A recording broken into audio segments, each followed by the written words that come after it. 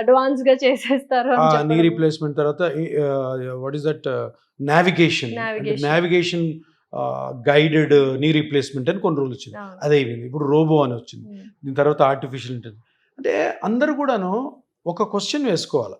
ఇది సర్జన్స్ ఏదో అండం కాదు, హాస్పిటల్స్ ఏదో అండం కానీ, ఉమ్, మనం ఎన్ని రీప్లేస్మెంట్స్ చేసి మోకాళ్ళు తీసేసి మెటల్స్ పెడుతున్నామని కాకుండా ఎన్ని మోకాళ్ళు మనం కాపాడామన్నది మన క్వశ్చన్ వేసుకోవాలి. అంటే ఏ కొంతమంది హాస్పిటల్ అయినా, Correct. హాస్పిటల్ CEO అవ్వచ్చు, ఉమ్, హాస్పిటల్ ఓనర్స్ అవ్వచ్చు, Surgeons చేసే అవ్వచ్చు. సర్జన్ అవ్వచ్చు. ఉమ్, ఉమ్, అరే నేను ఈ నెల నేను 40 చేశాను, నేను ఒక రోజులో 21 చేశాను అని జబ్బలు తట్టుకోవడం కాదు. ఎన్ని మోకాళ్ళని మనం ప్రిజర్వ్ చేసాం, ఉమ్, ఎన్ని మోకాళ్ళని ప్రిజర్వ్ చేసి వాటి న్యాచురల్గా వాటిని ఎంత ప్రొటెక్ట్ చేసాము అన్నప్పుడే నీకు గొప్పతనం వస్తుంది. natural గా ఎంత హీల్ చేసాం అనేది important. న్యాచురల్గా ఉమ్, ఆ టెక్నిక్ ఉన్నప్పుడు దాన్ని ఎందుకు వాడరు అన్నదే బాధ. ఉమ్, అది ఉంది ఆల్రెడీ. definitely. ఇండియాలో ఒక 10 సంవత్సరాల ముందు నుంచి బాగా పాపులరైజ్ అయింది. అవును. అంతకు ముందు కూడా ఒక 10% ఆర్థోపెడిక్ సర్జన్స్ ఇదే చేస్తున్నారు. ఉమ్, అక్కడక్కడ ఉంటారు వాళ్ళు.